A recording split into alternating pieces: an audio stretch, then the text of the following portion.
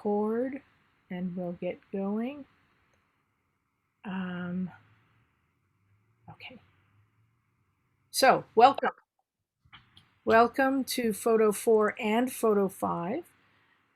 Normally we would be meeting together as a combined class, but since it's all online, it will be somewhat more separate. The basic information is the same. So for those of you who are in Photo 5, you are required to already have acquired that information. So how many of you, there aren't that many here at the moment, but how many of you are here for Photo 4? Photo 4, that's intro to digital photography. Anybody? You Anybody cut else? out a little bit. Could you repeat Oh, that? I'm sorry.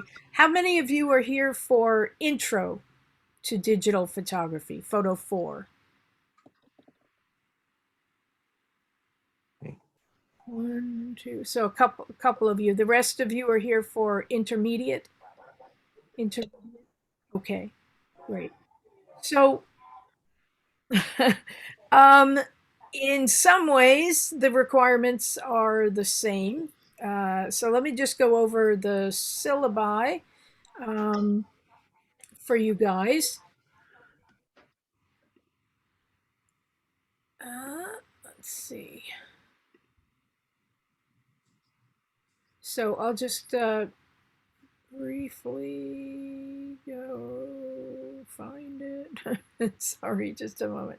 So, Michelle Watson, are you in Photo 4 or Photo 5? 5. 5, okay. Um, so you're the one who has to leave, so we'll go over that first. Okay, share screen.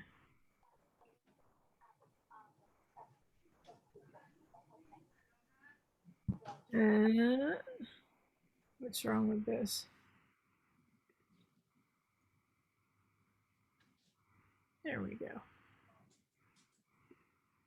So, I assume that you have all been using Canvas for everything this last these last months, and that you know how to use Canvas. But here is our page. So this one is for Photo 5, and I'll bring up Photo 4 in a moment. So Photo 5 is a continuation of intro to digital photography.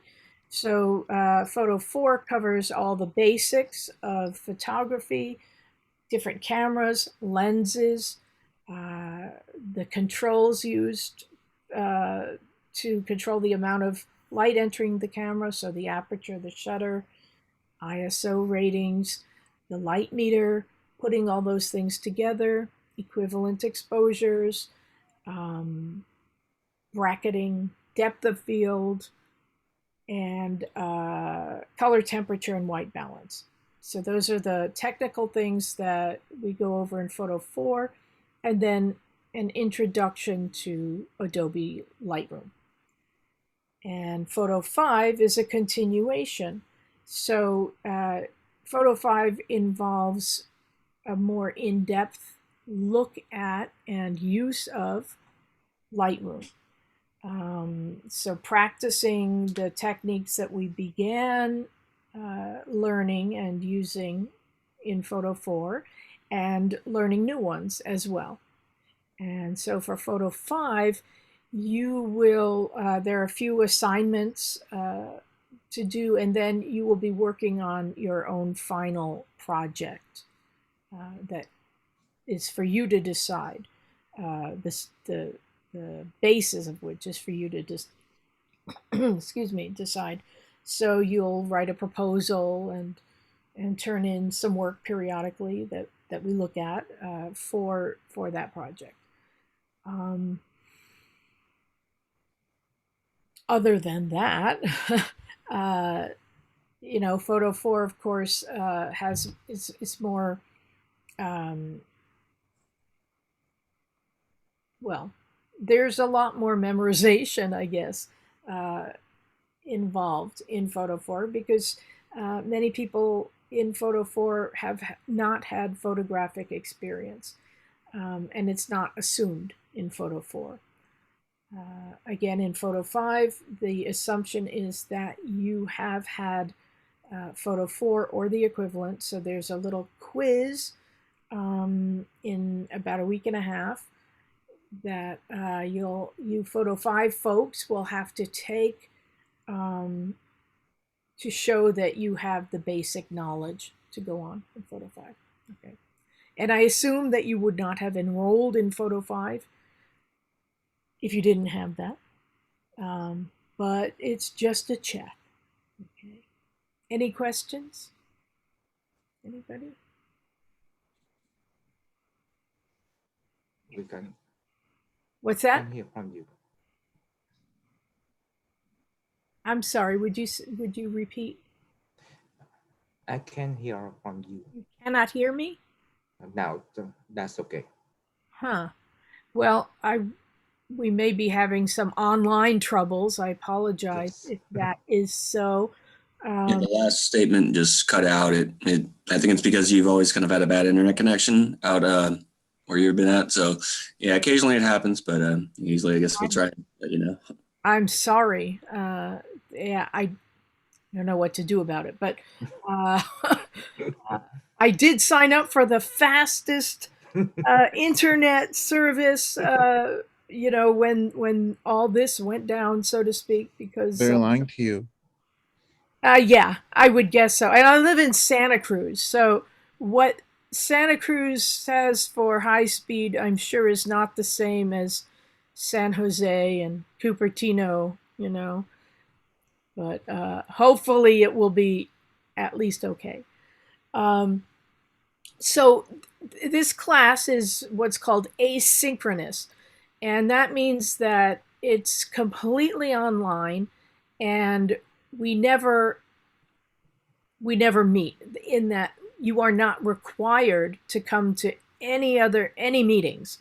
Um, I will have some Zoom meetings because I want us, at least some of us, to get together and look at your images and talk about issues or any questions you may have.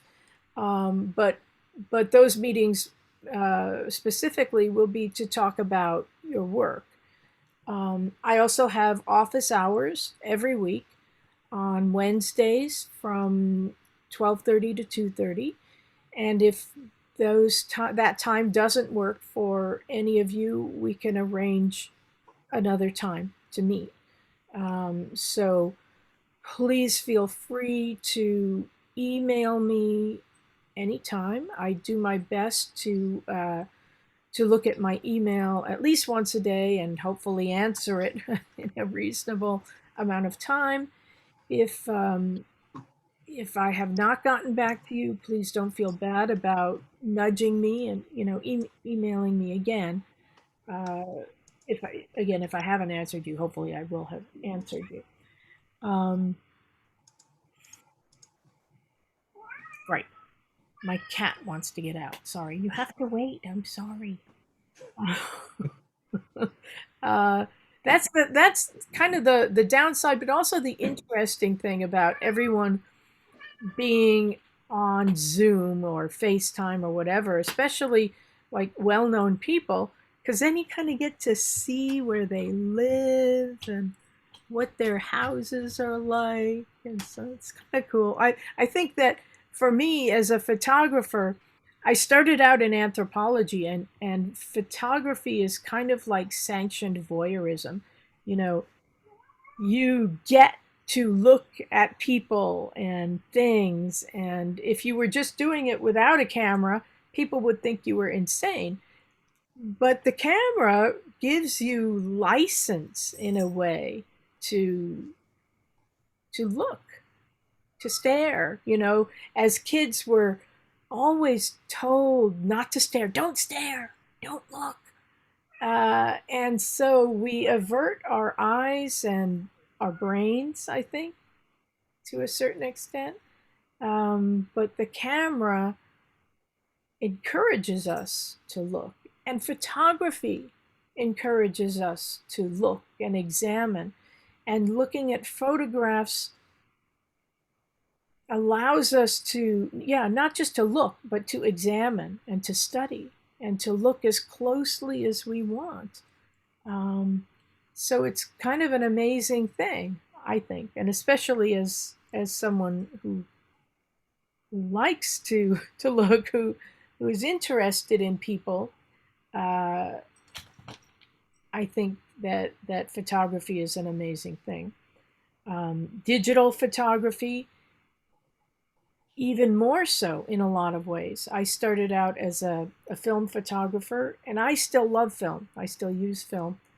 But digital photography is amazing. The advantages, not having to wait to see your images, to develop it yourself or wait for the film to come back. You have instant feedback. It also spoils you. I think it can make you lazy because you can make like 3,000 images and on one memory card, and the law of averages says that at least a few of them have to be good, right? So you don't have to worry about using up your film and spending all this money, and film only has 36 exposures or however many. But at any rate, digital photography is amazing, and Adobe Lightroom, which is the program or application that we use, also is amazing. Some of you may have used it already. Some of you may have used Adobe Photoshop, which is an extremely powerful application. But for the basics that most of us want to do in terms of adjusting images, Lightroom is fantastic. It does it more easily, and it is what's called non-destructive. So for those of you who have worked in Photoshop, you know that when you work on an image, it changes the basic information of that image. And so first of all, you should never work on your original. You should make a copy and work on the copy and always keep your original images. But when you work on it and you make these changes, you then need to save it as a copy. And if you then work more and you want to, you change that, then you have to save another copy and another copy. And that will take up a tremendous amount of space on your hard drive. And the wonderful thing about Lightroom is that it doesn't actually change the information of the file of the image. So it's as if you take your image and you put a piece of clear acetate over it, and the changes that you make are like drawing on that acetate. So you make all these changes to the appearance, but the information underneath never changes. And that information is stored in Lightroom, and it doesn't disappear. So again, for those of you who have worked in Photoshop, you know that as you work, you build up a history and you can see what you've done. But when you quit out of Photoshop, the history disappears, never to be seen again. And in Lightroom, the history remains, and every time you reopen Lightroom, the history comes up again for each image that you've worked on. So that's a really, really cool thing about Lightroom. And Lightroom is also a database.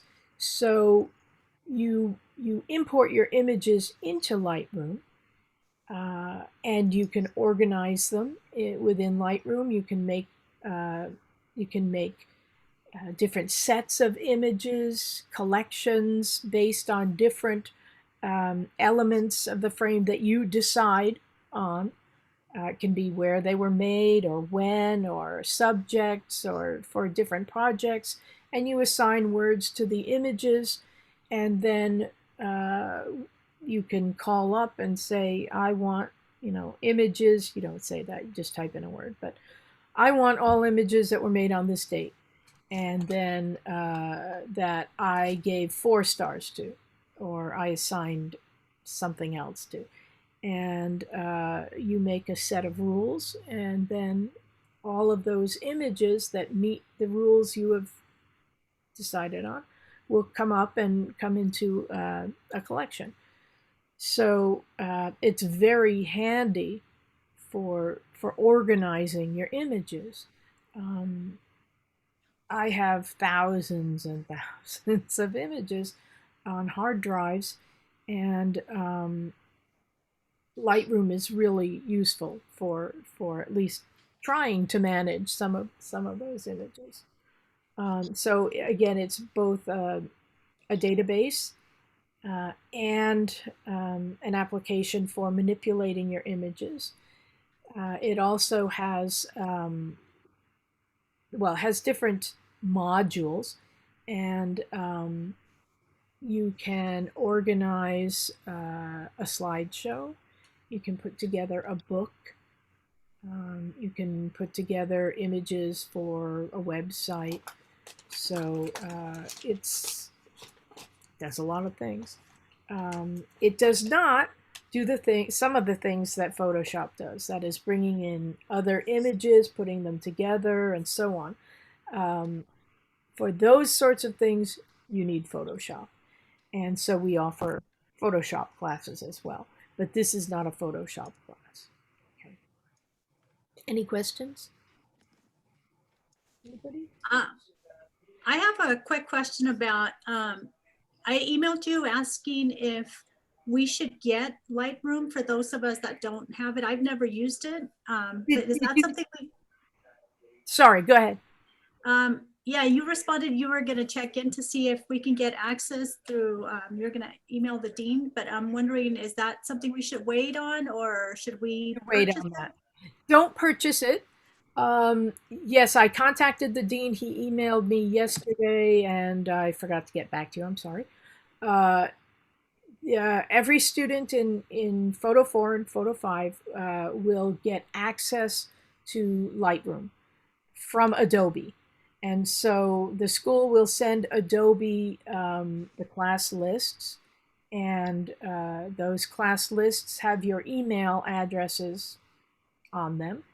And you should receive an email. I should receive an email as well that will walk you through making an Adobe account if you don't already have one. And then getting access to Lightroom, and you should have access through at least through this quarter, perhaps through the next quarter as well. I'm not quite sure how long, but definitely through the length of this quarter. Okay. So yeah, absolutely. Don't purchase it yet. Maybe eventually you want to, and I recommend doing it not through Adobe. They do give a discount, but not nearly as good a discount as collegebuys.org, and I'll post that. Collegebuys.org has some really good prices for software and for some hardware too, if you're not a Mac user, if you're a PC user. And if you're a California resident. If you're not, their prices aren't as good. I'm not quite sure how that works, what arrangements they've made with companies, but anyway. Okay, so let's go over the syllabus quickly, and then today for now. All right, so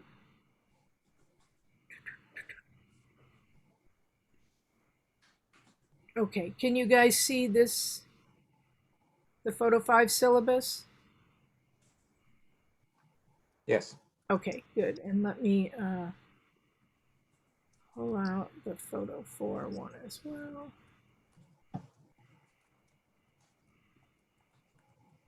That didn't work. There we go. That's Photo 7. Sorry.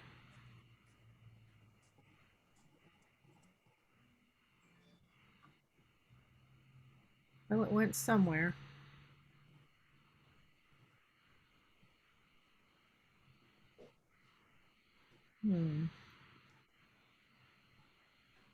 Sorry. Too many windows open. Okay, well,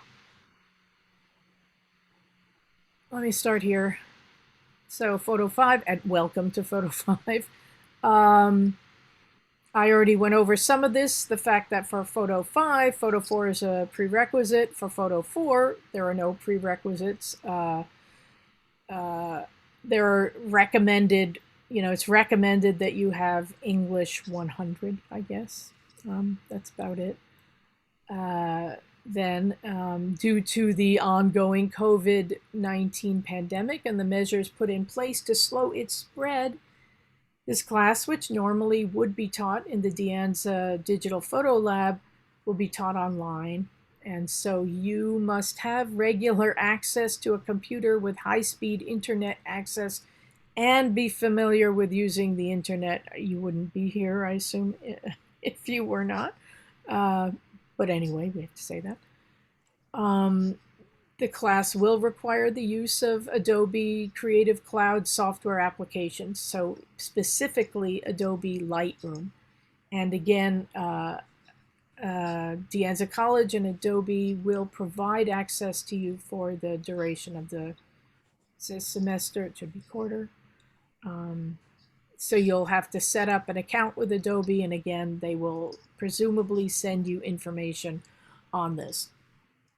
If you don't receive any email from them, at least by the end of next week, do let me know. But I'll be checking in with the dean again a couple times about this. Excuse me. So you will need a digital camera for the class. Not surprising. Let me get back to seeing you guys. Where are you? Ah, here we go. Okay, I recognize you, Melody. Hi. So for those of you in photo 5, I assume you already have the digital camera. For those of you in photo 4, if you do not have a digital camera, you will need one.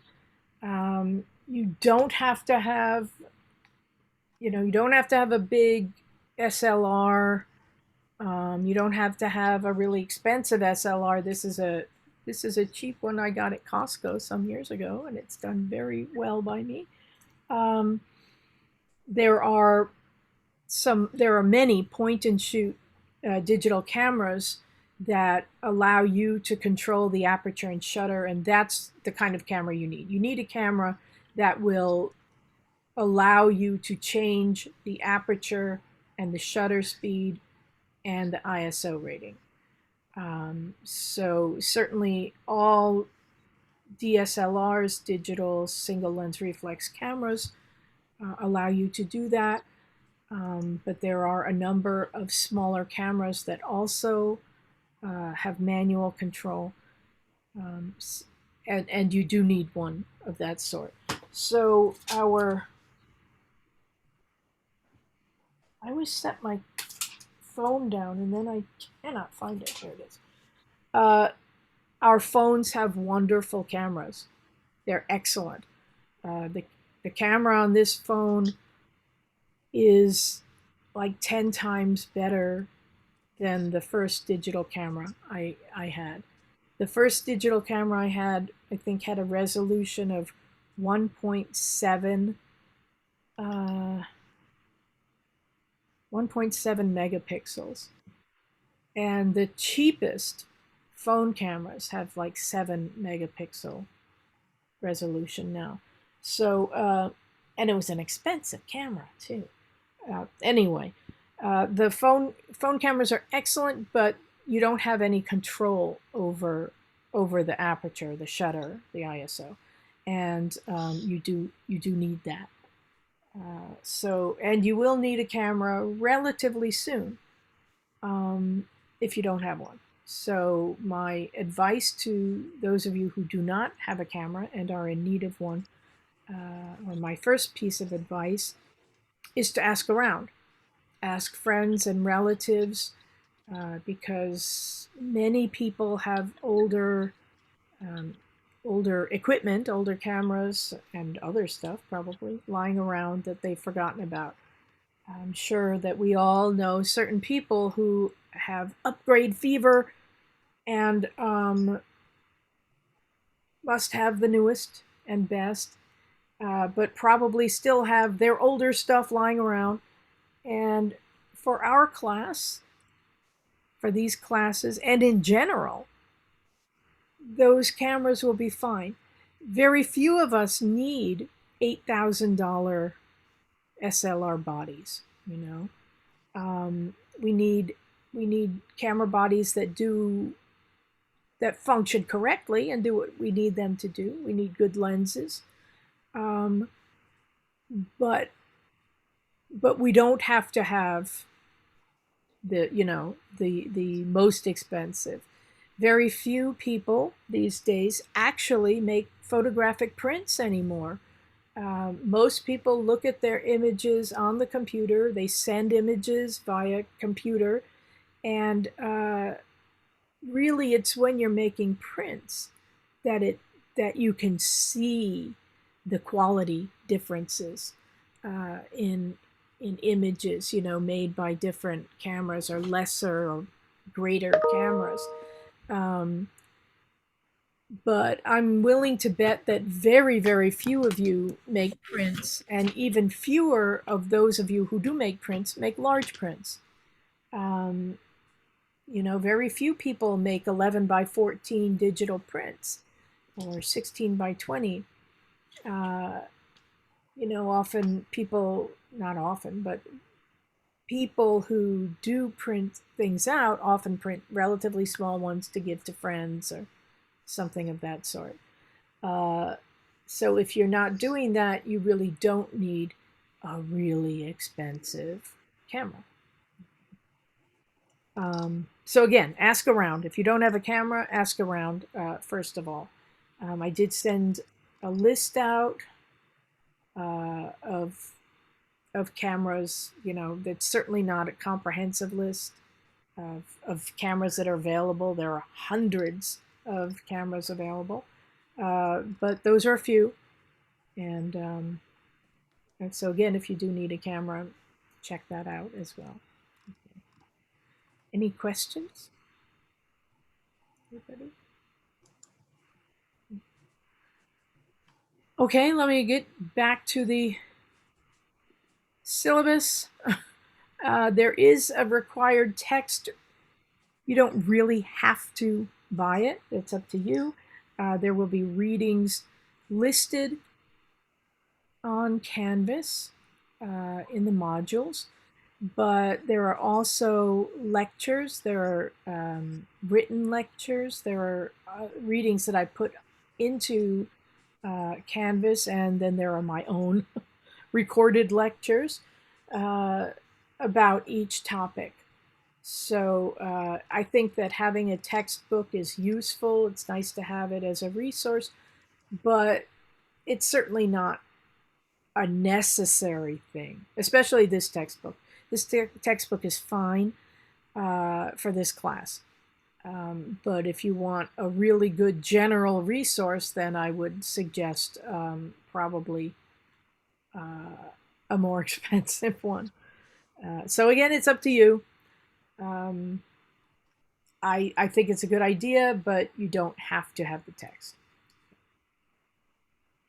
So the student learning outcomes for Photo 4 are pretty simple. There's one pretty well. They're the same.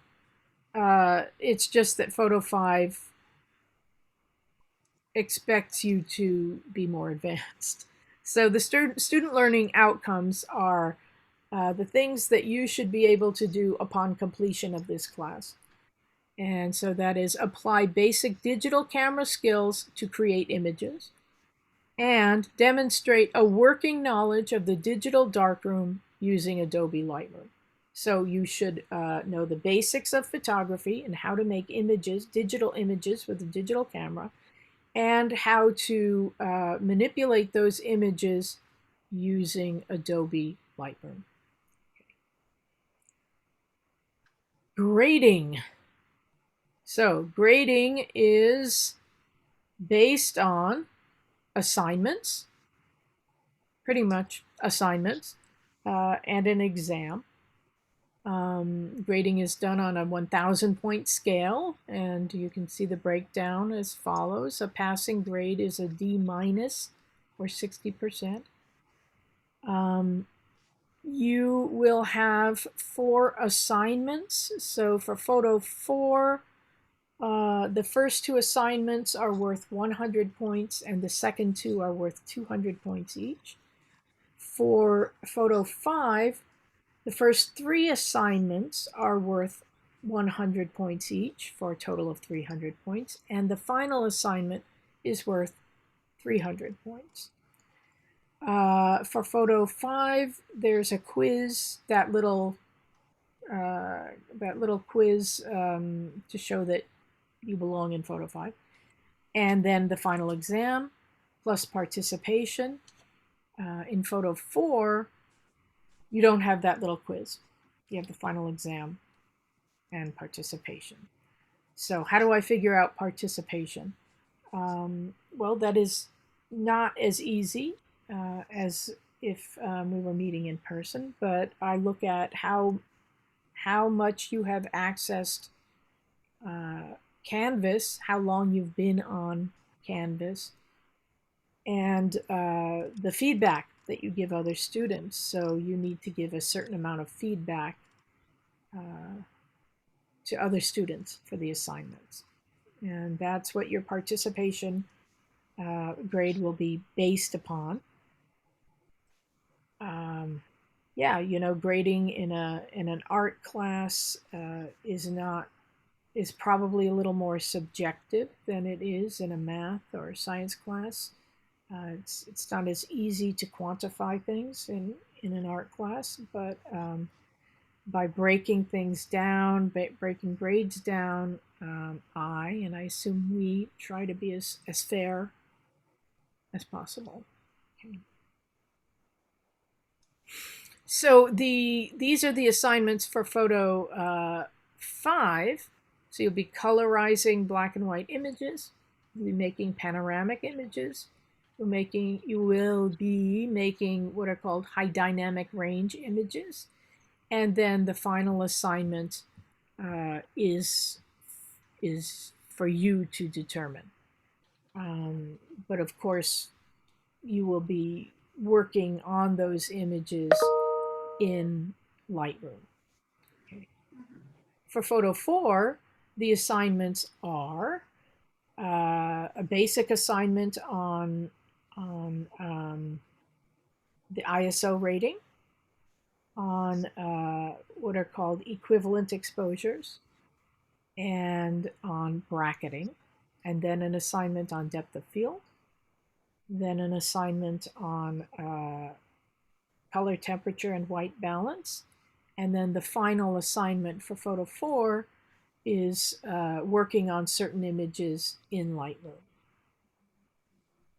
So those are the assignments for you guys. The final exam will be available to you during finals week, so that that is March 22nd through 26th, and you can take the exam at any time during that week. You can take it twice, so if you're unhappy with how you did, you can take it again. It is a multiple choice exam. The answers will be there in front of you. Theoretically, it's not an open book exam, but obviously I have no idea what you're doing when you take the exam. I assume that you have to know enough about photography and what we've learned to be able to find that information in a textbook or in your notes. So anyway, so that's it for information about the exam for now. I will certainly give you a list of everything that will be covered on the exams. Then work submitted for this class is to have been made for this class and over the course of this academic quarter, and not therefore prior to January 4th of 2021. So I want you to do work for this class. So yeah, you may have an image or images that fulfill the assignment beautifully, but you made them 3 years ago when you traveled to Madagascar, someplace. But I don't want you to submit those. It's not that I don't want to see them. I'd be delighted to see them, but I don't want you to submit them for assignments. Will I know if you are submitting in old stuff? Yes, I will. I can tell because the information about those images, about each image, is embedded in the photographic file. So the information about the camera you used, the lens, the settings, the date and time, the place if you had your GPS turned on. All of that information is embedded in the file, and it's called the metadata. Can you change the metadata? Yes, you could if you wanted to. It's kind of a pain, but you can do it. I think it's easier to make a new image than it is to change the metadata, so you might as well just make images for this class. Okay. So I think we're getting there. Participation we talked about. Disruptive behavior, I assume, does not refer to you guys. And if you want to be disruptive on your own time, that's fine. Doesn't obviously apply really to an online class. Academic integrity essentially boils down to please don't cheat. Please do your own work. Please submit your own work.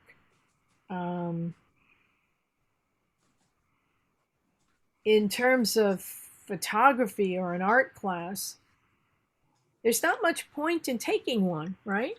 If you don't do your own work.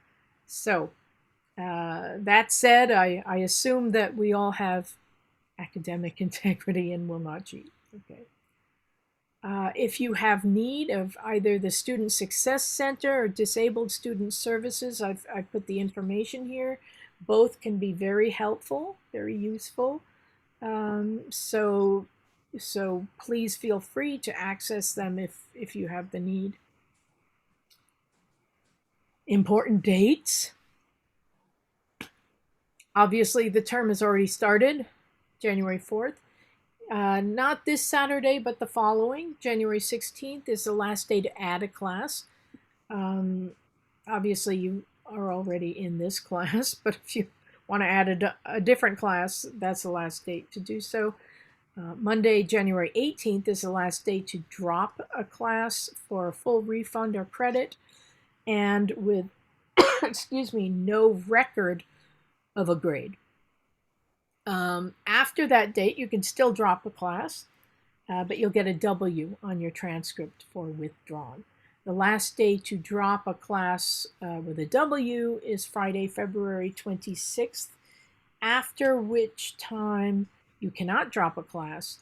And if you haven't done the work for the class, then you would get an F, which I assume you don't want. So if you need to drop the class, I hope you do not, obviously, but if you do need to drop the class, do so, so that you don't get a W or, heaven forbid, an F, you know. Any questions? Anybody? Nothing? Okay. Well, I truly welcome your questions and comments. please feel free to contact me with these or anything else via email, as I said, or during my office hours. That's pretty much it. Here is Steve Sasson in 1975. So that is 45 years ago, with his invention of the first digital camera, and it recorded to, remember those little, maybe you don't, I'm old, little cassette tapes. It recorded to a cassette tape. So we've come a long way since then. Any questions? Anybody? Nothing. You have a question. It's regarding to the modules. I noticed it's divided up by categories. So are we gonna stick based on each week from that category, or how does it work exactly? It's a good Because I question. know some instructors divided up by week. I will put in a more detailed schedule, but the schedule will pretty much go along with the modules. So let me go to the modules.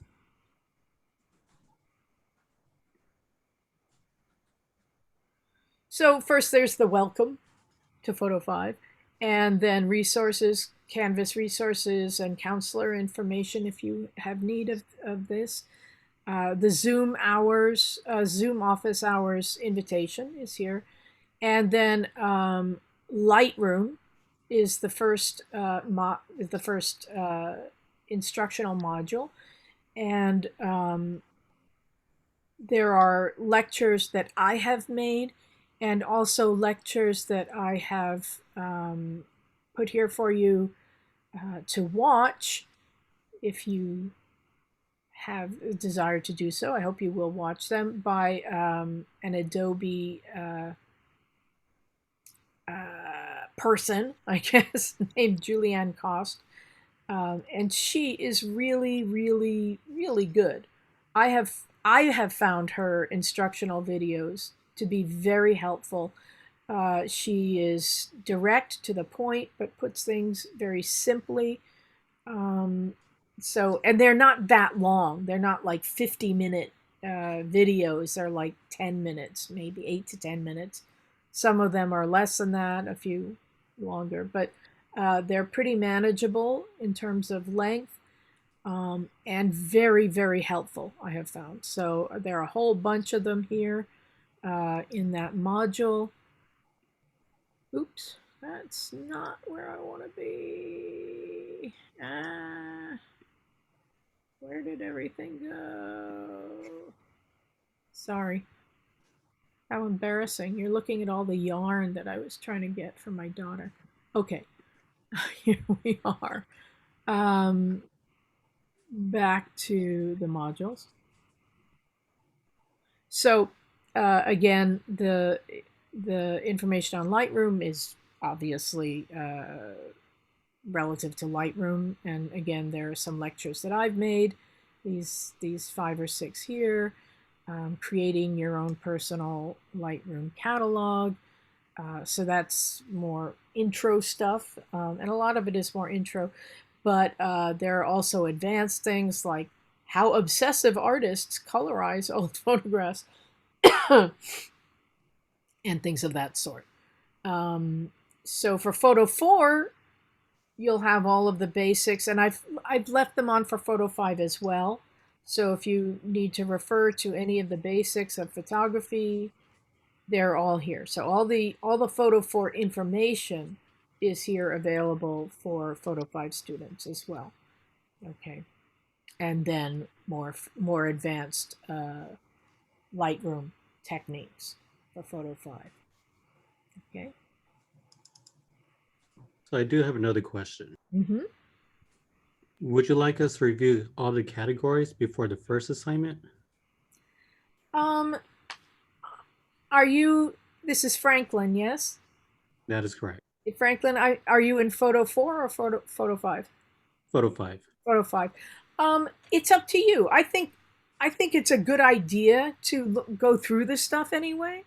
I have found that even when I know most of or all of the stuff, it can be helpful to have it put a different way, by a different instructor. Now, maybe it would be the opposite, but hopefully you would find at least some of the information useful. You're not required to go through it. That's up to you.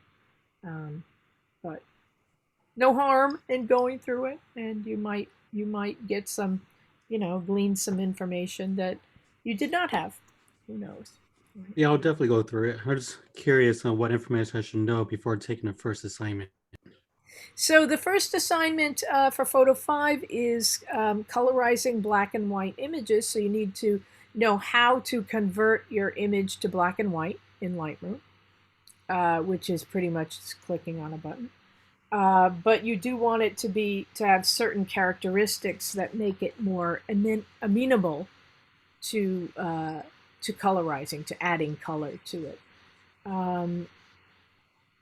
So for that, you have a choice of taking an actual, supplying an older black and white image or making one yourself, or converting one of your color images to black and white and then colorizing it, which seems maybe a little pointless, but generally you'd be adding different colors and having, it will create a different effect, and most likely look more like a hand tinted photograph from days of old, or something totally different. It's up to you how you choose to colorize the image. But that's the first assignment for Photo 5. So you, of course, need to know how to do that, and we'll go over some of that as well in the lectures and